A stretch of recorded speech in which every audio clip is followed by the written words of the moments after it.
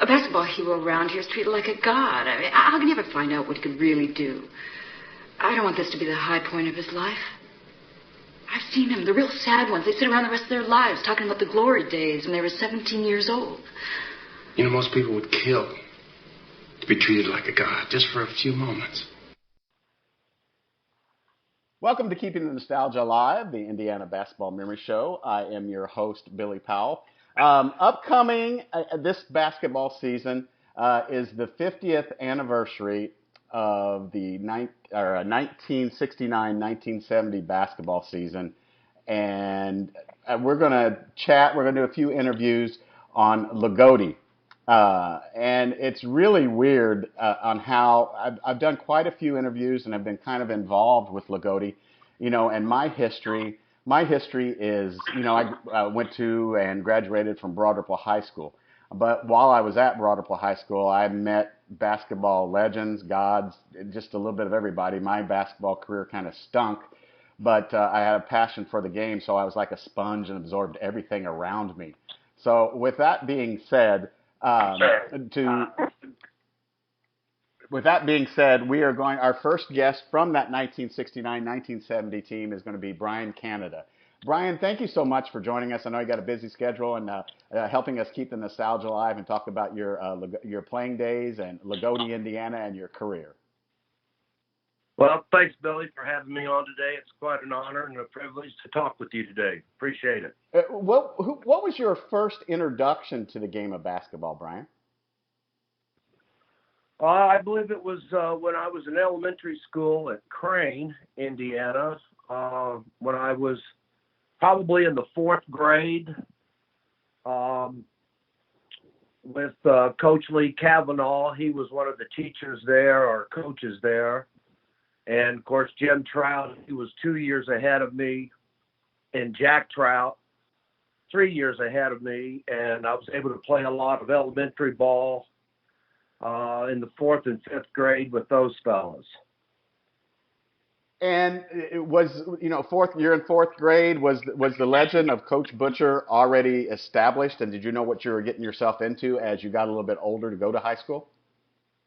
Well, I don't think his legend had really been established yet in terms of the number of wins. Obviously, he had not accumulated quite yet. He was a legend in itself in that he was an excellent basketball player and clearly had many, many successful teams since his coaching career. I believe at that time, I think his only losing season might have been his very first year of coaching. But yeah, I mean, Loogootee, even when I was in elementary school, two of my sisters at different times that were older than I, they were cheerleaders. So when I was in the fourth and fifth grade, I followed Loogootee basketball because Junior G was playing at that time, and many other Loogootee, very good Loogootee basketball players were playing also at that time. Did you go see Loogootee play when you were in that, you know, first, second, third, fourth grade? And do you have memories of maybe your first game of going and watching a Loogootee basketball team at home? Well, I went to many of their games, probably when I was in the fourth, fifth grade. They had Junior G, Bill Drake. I remember Mike Bollinger playing a lot. So, yeah, we went to many games. My sister Kathy was a cheerleader around that time. This is probably 64, 65, maybe 63. Of course, you know, my memory of I was 8 or 9 years old when I started going, yes. And you know, as a 8 or 9 year old, you know, I remember what I was doing when I was looking in the mirror and using my comb as a microphone or whatever, or fantasizing what was going to happen to me in my life. Did you foresee playing basketball at Loogootee and being as successful as you were, or was it did you have other things on your mind? Well, I definitely had aspirations of being a Loogootee Lion and playing basketball.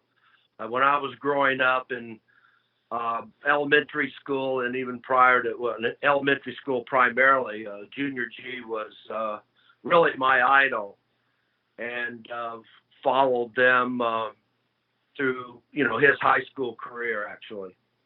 So absolutely had aspirations of playing, did not anticipate or expect any level of success necessarily, but definitely wanted to be a Loogootee Lion. Absolutely. Was basketball your first love? Because in doing a little bit of research on you, you were a pretty outstanding baseball player also.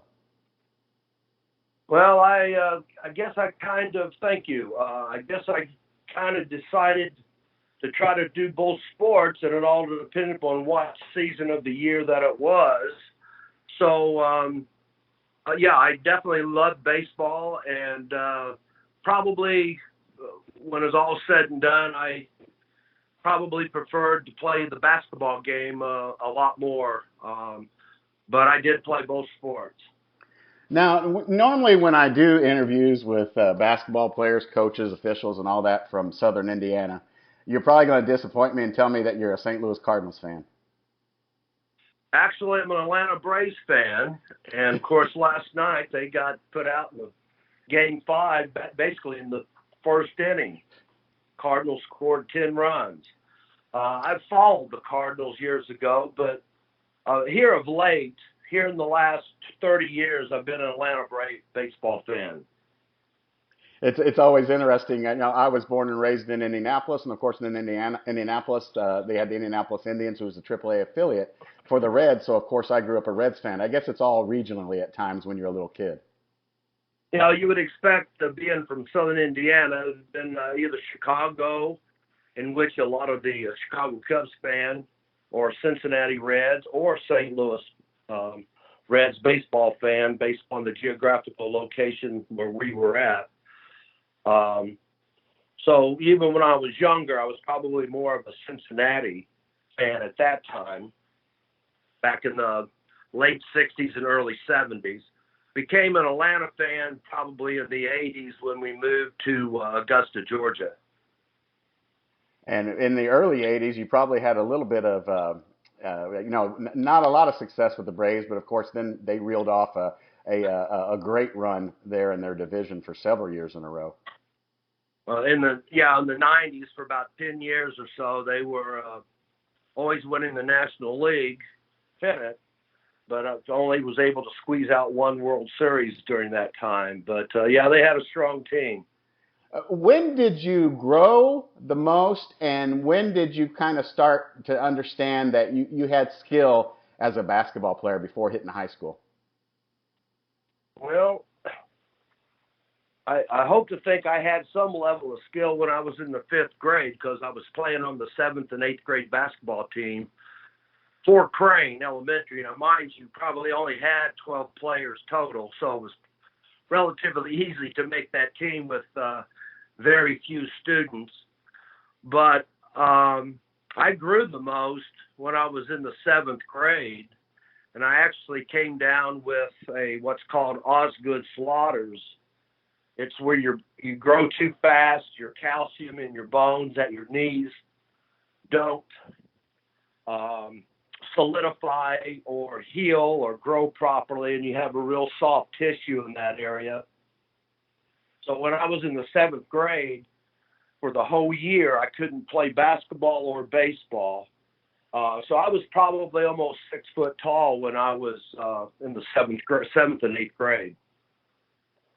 Brian, tell us a little bit about your last name, and also a little bit about where you were born and raised, because I want to start singing the national anthem for Canada every time I see your name, since I've been doing research. Yeah, a lot of people want to do that, sing "Oh Canada." But I was actually born in '54 in Washington, Indiana, Davis County, and we grew up. Me and my family and siblings all grew up in Crane, Indiana, which is about 15 miles north of Loogootee. The Canada family actually were from the Kentucky area, and there's a little bit of Irish in the family. But one of the jokes, I'm sure it is a joke, is that when the Canada family were traveling across the Appalachian Mountains, the joke is that at that time they kind of pronounced it Kennedy, and it looks like the smart ones may have went to Massachusetts, and the ones that didn't have a high level of intelligence ended up in Kentucky. That's kind of one of the stories that people tell, but I don't believe there's any truth to that. But the family originated out of south of Lexington, Kentucky area, is where my grandparents were from. You know, it's interesting you say that. My family originated in Brea. I don't know. There's several different ways. Brea, however you say it. So, but my family evidently got out of Kentucky as fast as they could, and I was born in Indianapolis. Yeah, Kentucky's a good state, though. We lived in Louisville, Kentucky for 10 years, and we really enjoyed that time there. You know, I asked this of a lot of people that come from a small town, you know, Crane and Loogootee. Is there any comparison, or would you have kind of a view when people hear the name Crane or Loogootee of some of the towns that were in the movie Hoosiers? Well, I mean, of course, I've watched that movie probably, I don't know, 5 or 6 times over the course of time. And I forget which gymnasiums, but to me it looked like the Jasper gym may have been in that movie. It somewhat looked like the Olytic gym could very well have possibly been in that show as well. And that's where my dad played high school basketball. But yeah, it was really a neat movie, obviously, and the gymnasiums there were truly, obviously back in the 50s and 60s time frame, small gymnasiums, large crowds, pretty unique environment. But what a fantastic movie, and they obviously produced a show from a real event, so it was pretty awesome. You're back then with no AAU. Did you guys have a particular place that you'd meet up and play basketball? Did you have a basketball hoop on your barn or on your garage at the house? Or when did you guys get together and play over the summer or during the winter or any time that you guys did play? Yeah, well, when I was younger, actually, being in Crane, we had the Crane Elementary School that was, I don't know, maybe a half mile from the house. It was a half mile from everybody's house. And my dad actually would get the key, and me and my dad and the Trouts and the Andersons and Nantes and just so many families. We had a lot of families with boys at that time, and my dad would take us all over there quite often, and we would play, even as young kids, play a lot over there. And then outside of the school, they had paved basketball courts with at least one goal. At one time, I think there may have been 2 goals. But so we were able to get out, and of course, without the internet and cell phones, we were out playing either basketball or baseball all the time. And when you were a youngster, did you follow the Indiana high school basketball tournament? Did you listen to it on the radio? Did you guys was it on TV down in the Loogootee area? And I'm not saying you're old. Well, yeah, I remember. I mean, of course, when during the initial part of the tournament, I would always go to the sectionals and regional when Loogootee would advance on. But truly would listen and watch the state championship game as a youngster. Remember Steve Downey, George McGinnis from Indianapolis, Washington, I think it was, if I'm not mistaken. Correct. But yeah, we always would watch the state tournament at that time. I don't recall semi-states or other games being televised at that time back in, I don't know, the early 60s or mid-60s, other than the state championship or state Final Four tournament. In your before you got to high school and you guys got together and played ball, did you read enough in the paper or listen enough on the radio? Did you emulate any particular player or have a favorite player that you followed before getting to high school and you thought, so and so with the jump shot or things like that? Well, again, I have to reflect back to I don't believe I was ever the player that Junior G was, but he was always my idol growing up as far as the high school basketball player. Always enjoyed watching Rick Mount from Purdue play and how he would shoot and how he would shoot from the corner, I guess. But and I oftentimes just in watching NBA and watching Rick Barry play a lot, or Jerry West or Oscar Robertson. But truly was never able to emulate that level of skill or talent. But those were some of my key players that I would zone in on oftentimes in watching games. Did you know what you were getting into once you started high school at Loogootee, and what was it like your freshman year? Well, I just thought it was going to school and playing basketball and having fun, so I'm not sure if I quite understand, did I know what I was getting into, but it was quite an experience, mostly very, very enjoyable. Being a freshman and playing on the varsity as a freshman was quite a privilege and honor, and really just, playing the game of basketball and trying to get through school. You were a freshman. Of course, your sophomore year, if I'm not mistaken, is when you guys went to the Final Four. Did you know that you had something a little special when you were there as a freshman playing varsity? As a freshman? Yeah. Well, I thought even as a freshman that we had a real solid team. I mostly started, and then we had Paul Bruner and Tony Smith at guard, and Rex Sager was our center, and Cecil Trullo was the lone senior starter. And then we had a really good record.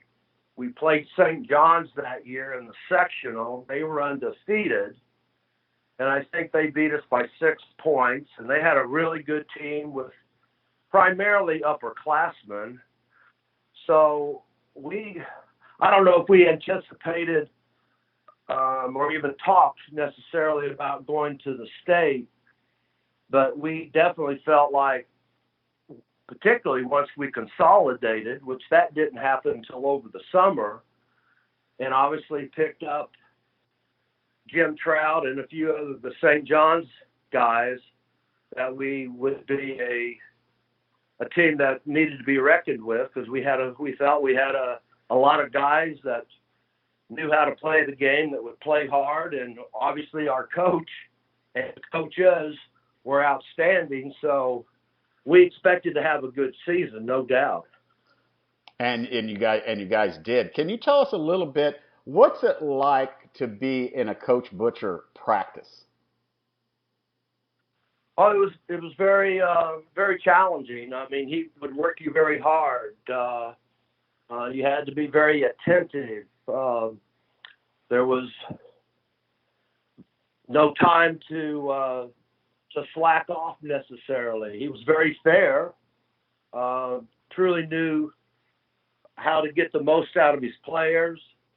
But it was a no nonsense environment at the time for the most part, to where I think usually practice started at 3:00 and usually ran to almost 6, maybe 5:30. But you came to play, and you came to follow and listen and give it your all, 100%. Play as if you were playing in a game. Was Coach Butcher more than a coach? Could you go to him and talk to him about anything?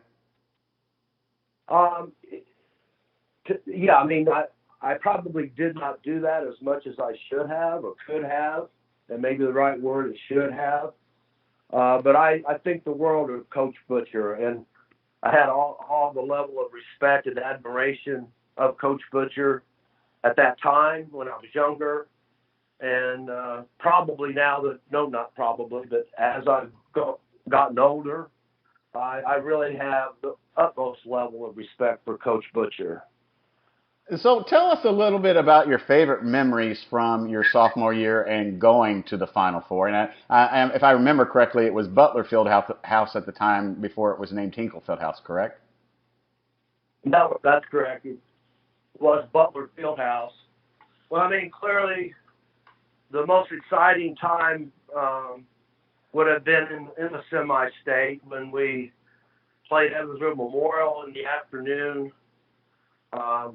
Beat them, I forget, maybe by 8 points, and I didn't do any homework to prep for this interview, but we got by them, and I think Evansville Memorial might have been ranked number 4 or 5, maybe 6th in the state.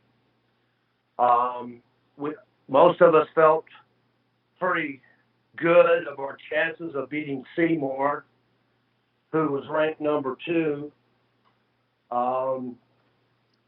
So just winning that game that night, watching the enthusiasm of the crowd, Loogootee fans, watching Jack Butcher, if I'm not mistaken, starting to look like he was running back to Loogootee by running towards the Roberts Stadium tunnel.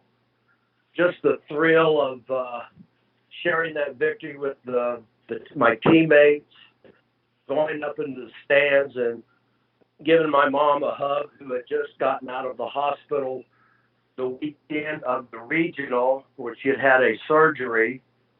And just knowing that we were heading to the big house, if you will, to Butler Fieldhouse to play in the Final Four, which was the first trip for Loogootee.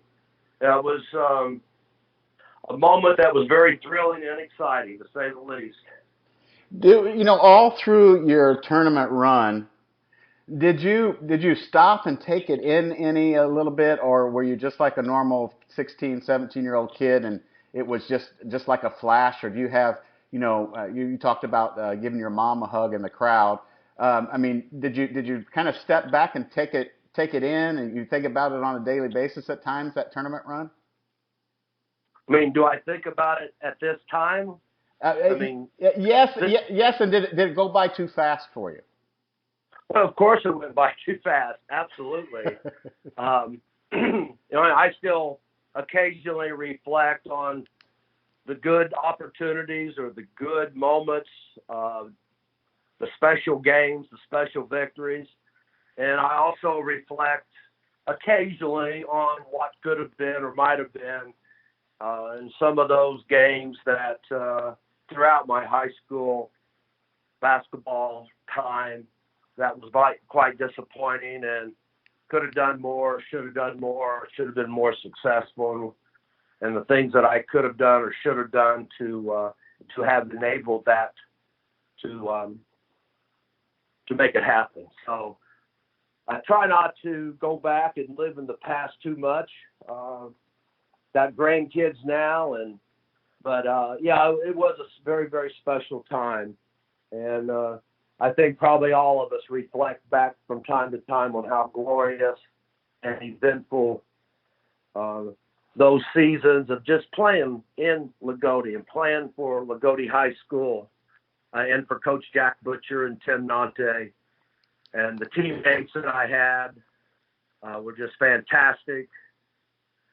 We all had different levels of skills and talents, I think, that we brought to the team. And it was just a lot of fun, and we were very fortunate to have the level of success that we did achieve. So it was a glorious time, a moment in time. Was a tournament practice different than a regular season practice with Coach Butcher? I don't recall that it being such. In terms of the various fundamentals that we may have worked on, or the various drills that we did, or the shooting, the shoot-arounds and the defensive drills that we've done, I personally don't recall during tournament time being much different or even any different than a regular game. There may have been some other preparations for the opponent in terms of some of their strengths and or weaknesses, and trying to prepare us better and anticipating of that.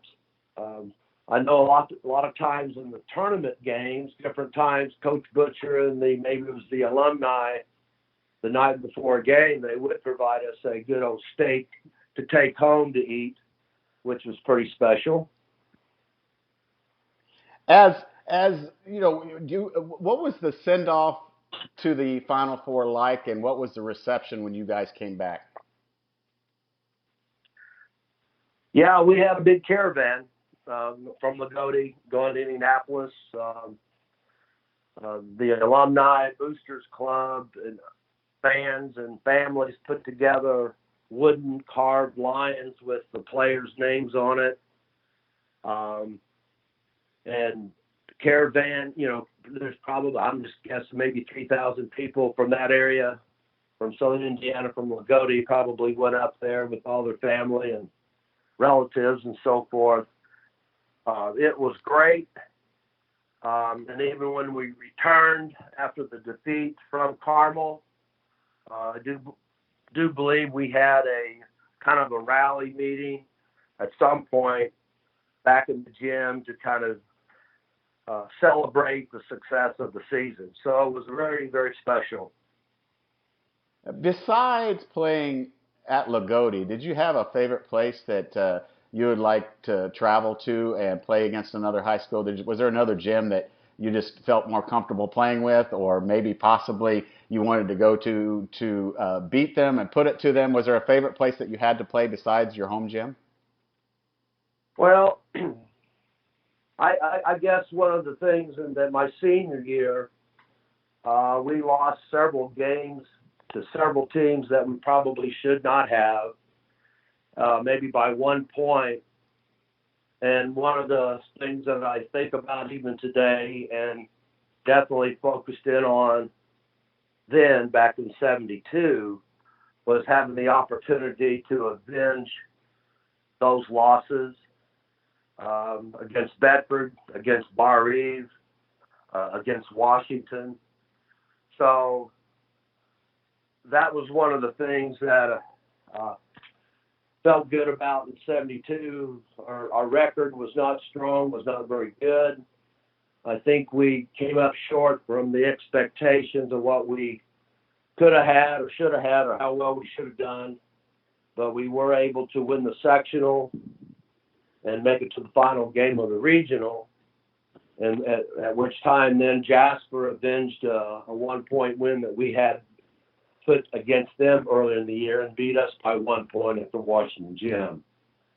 But I guess I always did like playing in the Washington gym, the Hatchet House as they call it. Always did enjoy playing on that bigger floor with the bigger crowd. That was always a lot of fun. The environment was just awesome. The crowds were always huge, so that was always enjoyable. Did you ever get a chance to play against Larry Bird? Actually, I did not. When I was a senior, Larry was a sophomore, and I think he was not playing that year. He had a broken leg. I was able to shoot around with him a lot once we recruited him out to Indiana State after he had gone to IU and then set out a year. But I never did able to play against him or even play with him. As high school progressed, did you want to go basketball? Did you want to go baseball? What other schools could you have gone to besides signing with Indiana State? And tell us about that process compared to the what happens with it today. Well, I think it was always once Indiana State literally offered me an opportunity to continue to play basketball and then obviously to get a college degree or education. Obviously that's where I did go. Now, probably back then when you talk about, student athletes or high school basketball players in particular getting notifications from universities, I had received phone calls and letters from many universities, Tennessee, Florida. Was going to be making a trip down to Memphis State where Coach Butcher, and actually Bill Butcher went there for a while. Coach Butcher went there and graduated.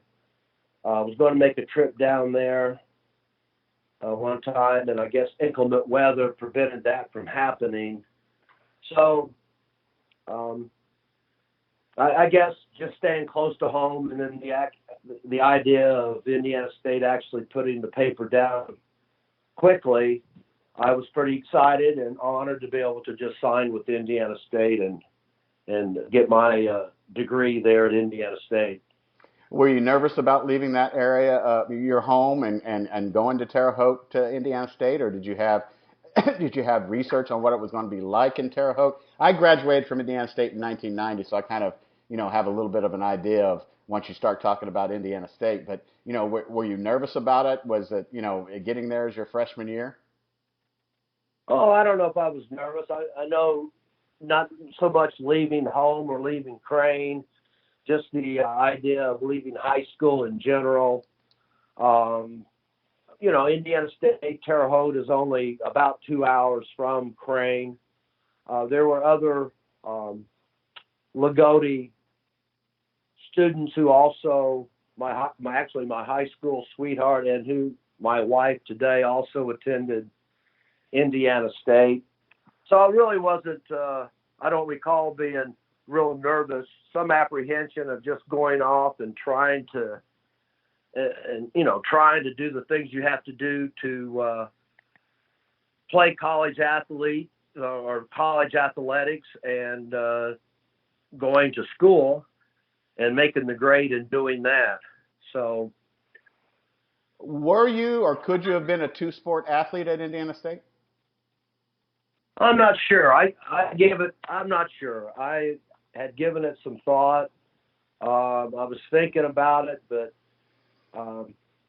then I decided not to even try that.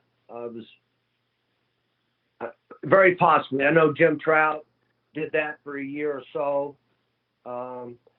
Not sure if I could have done that or if I would even have made the baseball team as an example.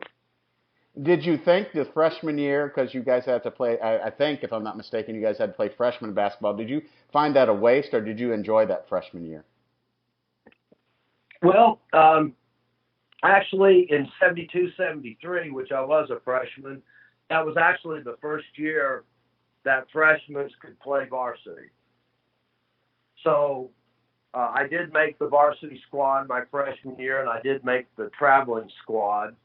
But we still had some, let's just say, freshman games against other schools as well, in which I played those games.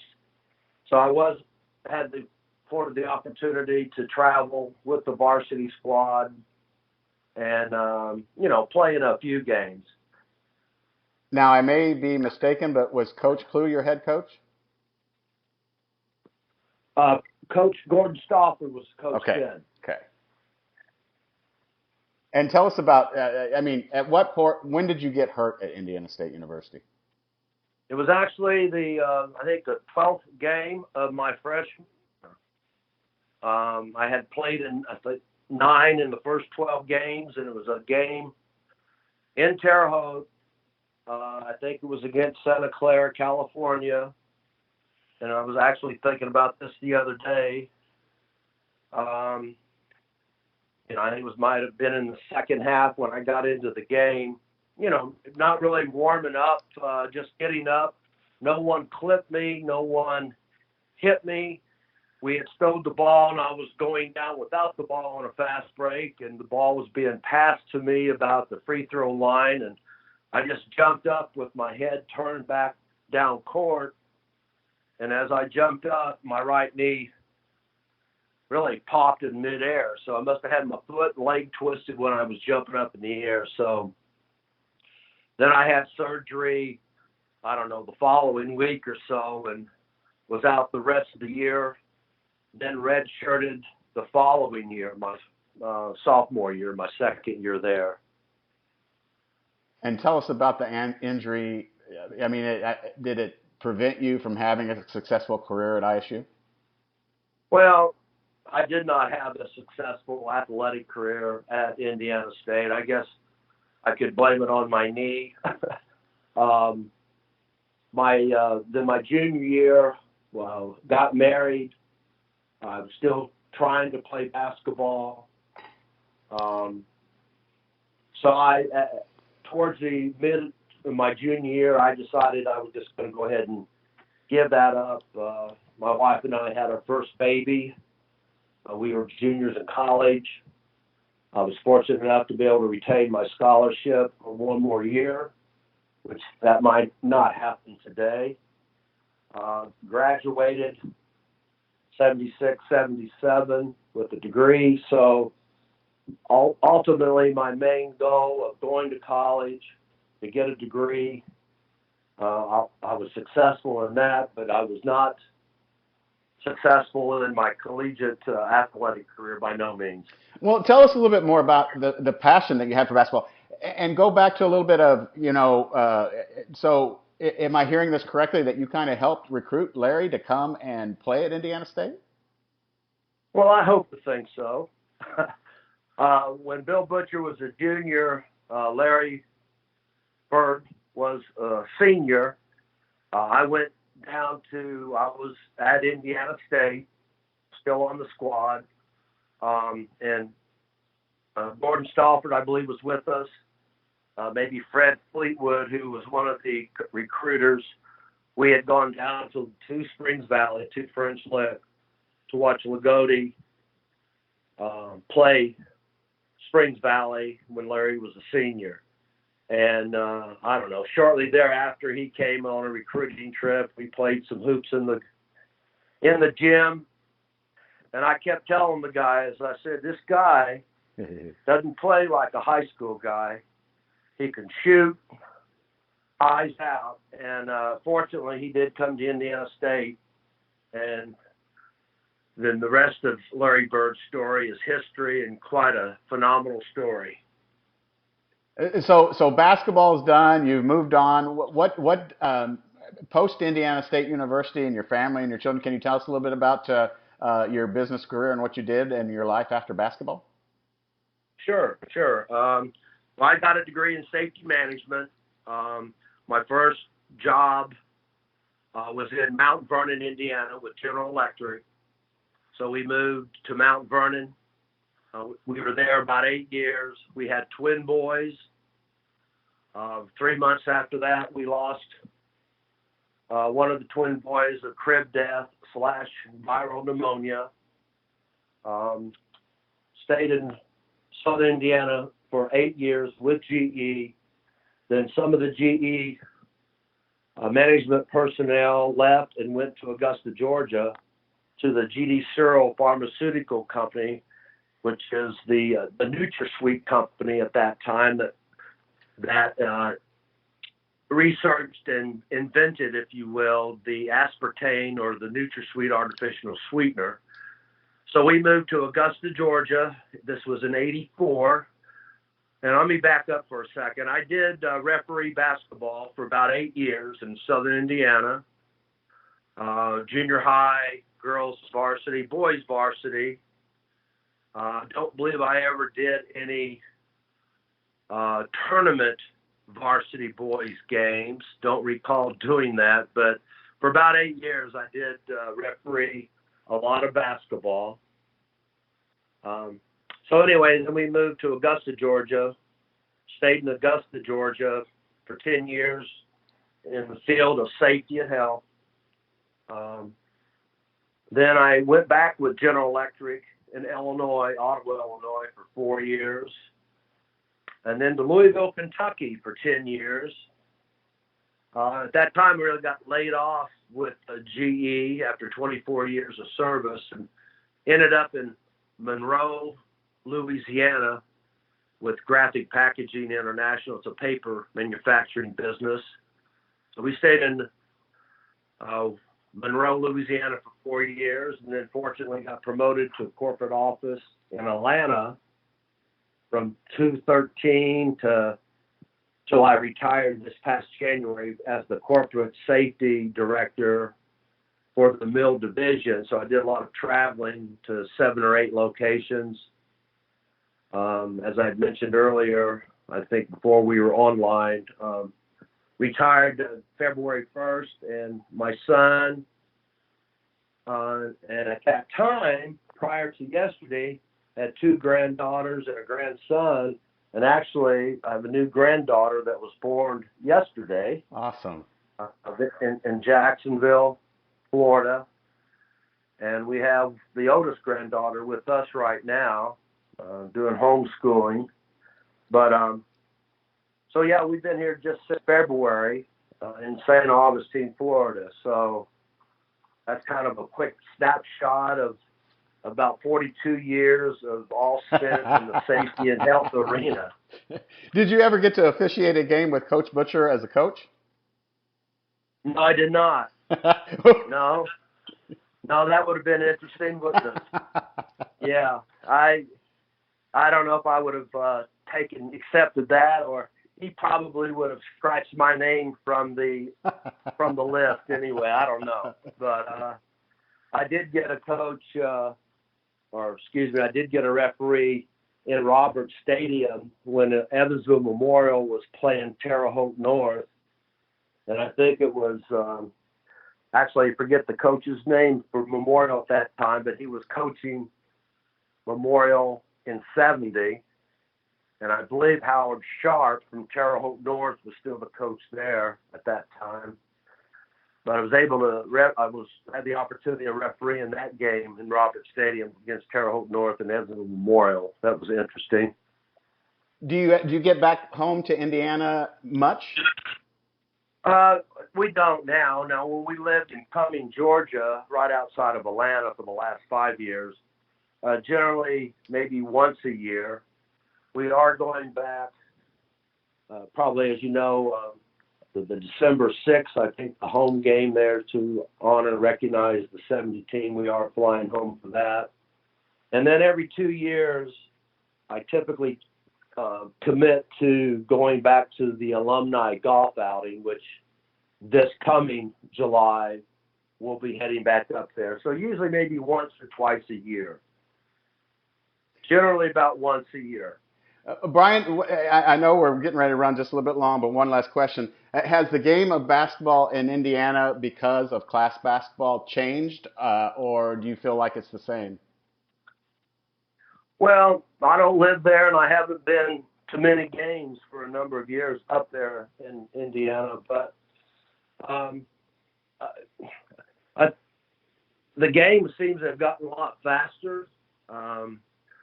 I think the class game allows more of the student athletes to enjoy success and to enjoy the opportunity of advancing in the tournament, which is, I think is uniquely special. So I personally don't have any issues with the class division of the sports now based on the size of the school. Well, Brian Canada, Loogootee Lion, I thank you so much, fellow Indiana State University Sycamore. I'm from Indianapolis, Indiana, but I feel like you guys have kind of welcomed me into your circle, which it's kind of small at times just because of the tradition you guys have, but I appreciate your time and keeping the nostalgia alive, and I think everyone will enjoy. Well, I appreciate the opportunity to talk with you, and thanks again, Billy.